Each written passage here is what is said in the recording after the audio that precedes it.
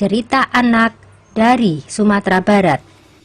Dahulu kala di daerah Sumatera Barat ada sebuah kerajaan yang makmur dan damai, dipimpin oleh seorang raja yang bijaksana. Kerajaan Pagaruyung namanya. Suatu ketika terdengar kabar bahwa kerajaan Majapahit akan menyerang kerajaan Pagaruyung. Padahal para pemimpin kerajaan Pagaruyung memberikan semboyan kepada seluruh prajurit untuk menegakkan perdamaian. Kemudian Raja Pagaruyung mengajak diskusi para penasehatnya. Mereka mencari cara menahan serangan pasukan Majapahit. Akhirnya seorang penasehat kepercayaan raja mengusulkan sebuah ide cemerlang. Paduka Raja, sebaiknya kita ajak pasukan Majapahit untuk berunding demi menghindari pertumpahan darah. Kita sambut mereka di perbatasan. Jika mereka menolak, ajaklah mereka untuk beradu kerbau, kata penasehat raja itu. Setelah itu, sang raja bersama punggawanya menyiapkan segala sesuatunya. Sang raja menyuruh putrinya untuk mencari beberapa dayang yang paling cantik. Lalu mereka diajari tata krama dan memakai pakaian yang indah. Ketika pasukan kerajaan Majapahit tiba di perbatasan, mereka disambut oleh dayang-dayang istana dengan ramah. Melihat perlakuan serta hidangan dan hiburan yang diberikan, pasukan Majapahit menjadi heran dan menjadi luluh.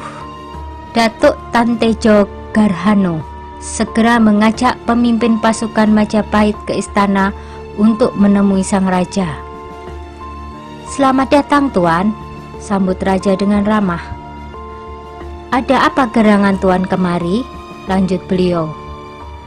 "Kami diutus oleh Raja Majapahit untuk menaklukkan Pagaruyung," jawab pemimpin itu.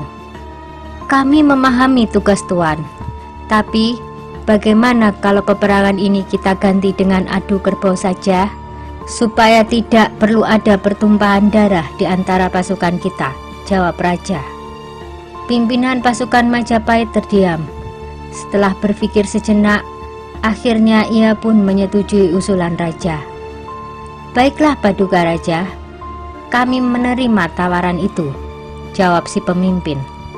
Keesokan harinya, kedua kerbau aduan dibawa ke gelanggang, lalu dilepas. Kerbau Majapahit terlihat beringas dan liar, sedangkan kerbau Pagaruyung ternyata hanyalah seekor anak kerbau. Anak kerbau Pagaruyung segera memburu kerbau Majapahit karena mengira itu induknya. Perut kerbau Majapahit pun terluka, terkena tusukan besi runcing yang terpasang di mulut anak kerbau Pagaruyung. Setelah beberapa kali tusukan, kerbau Majapahit pun roboh terkapar di tanah. Berita kemenangan kerajaan Pagaruyung mengalahkan Majapahit menggunakan kerbau terdengar ke seluruh pelosok desa. Kata Minangkabau berarti menang kerbau. Atap rumah-rumah di Minangkabau menyerupai bentuk tanduk kerbau. Sudah dulu ya cerita asal muasal Minangnya.